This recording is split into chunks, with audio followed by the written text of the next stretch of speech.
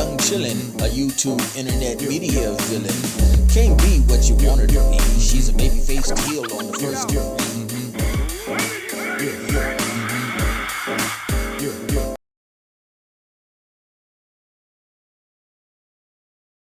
We start with SmackDown from January 16th, London, in the UK.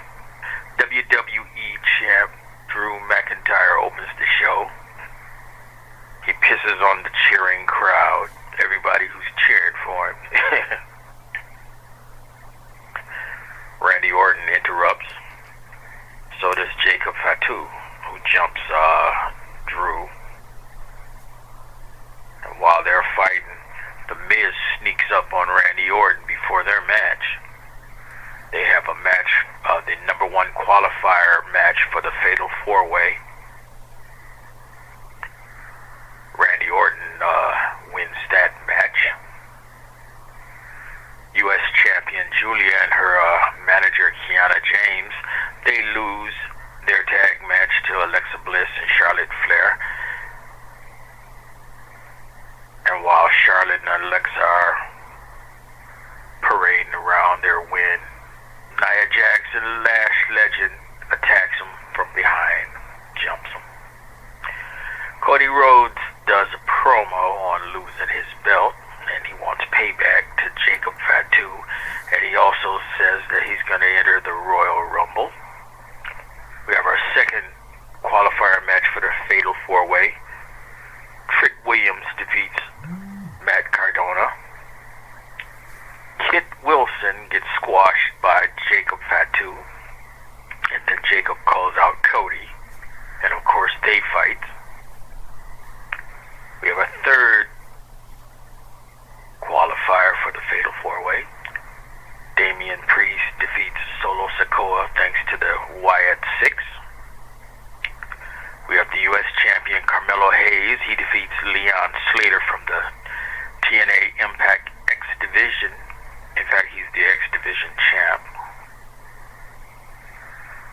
Newcomer Jordan Grace defeats Chelsea Green. And then Jordan and Jade Cargill have a back and forth outside the ring after the match, wolf ticketing each other. Then we have the fourth and final qualifier match. Sami Zayn defeats Ilya Dragunov. After the match, Trick Williams attacks Sami Zayn. Next up, we have Raw for January 19th from Northern Ireland. Gunther opens the show. AJ Styles interrupts though, and they set up a rematch. I guess it's going to be on either Saturday Night Main Event or the Royal Rumble. I forget which one. We have the Intercontinental rematch. Becky Lynch, the champ, she defeats Maxine Dupree thanks to Natalya interfered. Then afterwards, she gets jumped. Natalya jumps Maxine Dupree. I was about to say Jermaine Dupree. Maxine Dupree. Jey Uso cuts a promo stating his intent for the Royal Rumble. Then we have a six-man tag. Penta, Rey Mysterio, and Dragon Lee defeats The Vision. We have tag champs Io Sky and Rhea Ripley. They cut a promo. They're interrupted by the Judgment Day. And while they're talking, Raquel Rodriguez sneaks up and attacks Rhea, and they all fight. Javon Evans takes on El Grande Americano, and he gets hurt, so he can't continue the match, and it's awarded to El Grande Americano. They stop the match because they think he may have had a concussion, so they used concussion protocol, but he seems to be okay, so.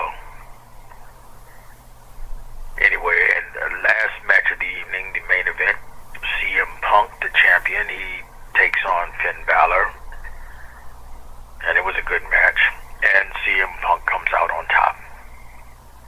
And because of Finn Balor might be turning to a baby face. It might take a while, but I think this is the beginning of him becoming a baby face. And that was Raw. Okay, who's your wrestler of the week? Jacob Fatu for coming back and cleaning house. I see. I don't really have a wrestler of the week. It's just been a week, I guess. What happened to Pretty Boy's partner? Which Pretty Boy? Who? Kip? Yeah. I believe he got hurt. I forget what happened to him, but he was out. He had surgery. From what I saw on Instagram was he had his official surgery happened about a few weeks ago. But yeah, and he still has to go through rehab and all that. Like, damn. Career just got shot just like that. Crazy. And his name is Kit. I keep calling him Kip. Kip is the character from Futurama. I thought his name was Kip Wilson. Damn, I was not paying attention at all.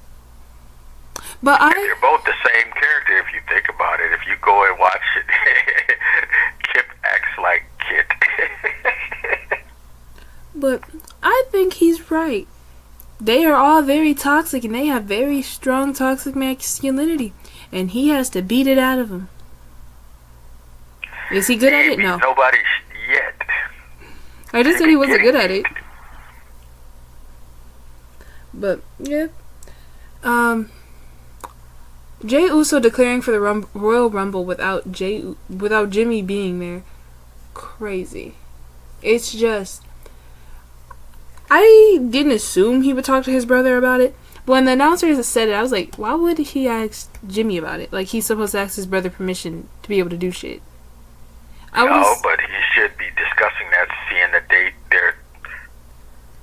now tag champs, and they've both already had singles runs. They're supposed to be putting that behind them and focus on this tag championship, and then he just jumps up and gonna go back and jump into the singles game again. I mean, there are multiple tag teams that are in the Royal Rumble anyway. There's always tag teams in the Royal Rumble. But we talking about them. True. But when you're specifically saying them, we haven't seen Jimmy in a while. I think he hasn't been here since, 2 weeks? So who's to say Jimmy is even going to be at the Royal Rumble? Because for all we know, he could be out with Naomi for a second. Because they did just drop a documentary about her. Not a documentary, something about her.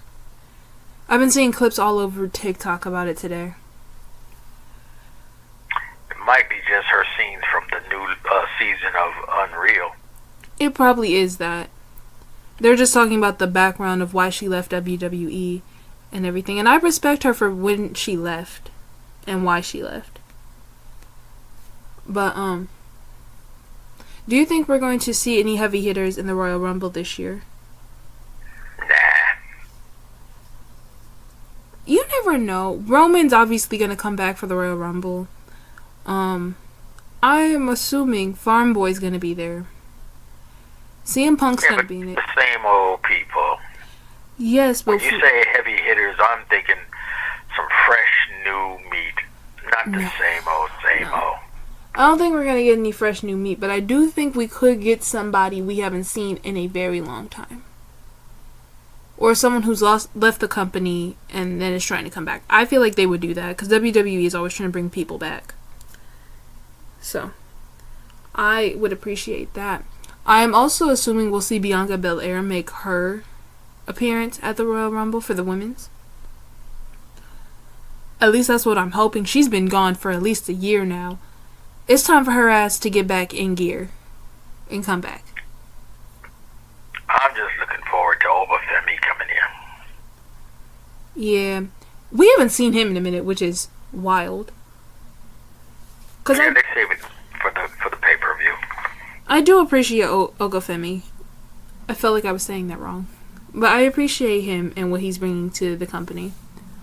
I just wish we had more stuff to be interested in. Because the past, like, week wasn't, like, that big of stuff happening. Like, yeah, the women's are all coming together for the Royal Rumble. And the Judgment Day is doing their thing. I'm still on the fact that Dom is going to come out here and do something egregious. And then kick Liv to the curb. I'm hoping that's what they'll do. But knowing WWE, they will not.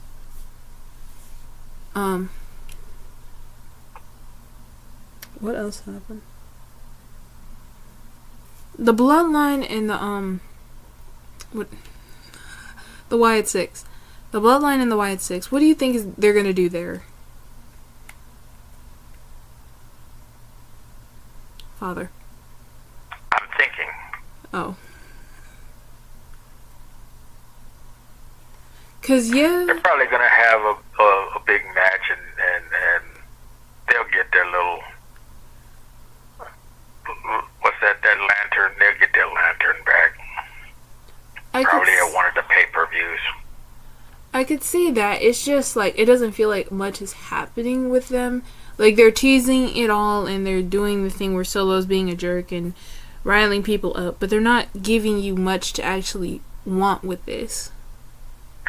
See, what they're doing is a repeat of when Roman was chasing him for his Ulafala. It's the same thing. True, which I feel like that's the only storyline they can do with Solo, and it's just giving little brother can't do it with his family, so he's pulling it with somebody else's family, and that's just really annoying. Cause Solo could be more scary. They're going for the mafia type deal with Solo, but I don't think they're actually leaning into it as well as they could. They could have Solo pushing up on people and trying to make deals with people and then running it back, going, you owe me a favor, having people go after other people, you know? I feel like that'd be a more interesting storyline if Solo was like a mob boss. But a Samoan mob boss. More interesting, because you're just trying to do the same thing that Roman already did. And it just feels like you're doing part 2. But not with a as charismatic person? Is that right? No hate to Solo, though. It's just, we've already done this. Do something different. I think we're meant to be, but I fucked up definitely. She keeps on texting me. Do I like her? No, definitely. I'm just like Stephanie. Do I like her? Yes, especially. She keeps on texting me.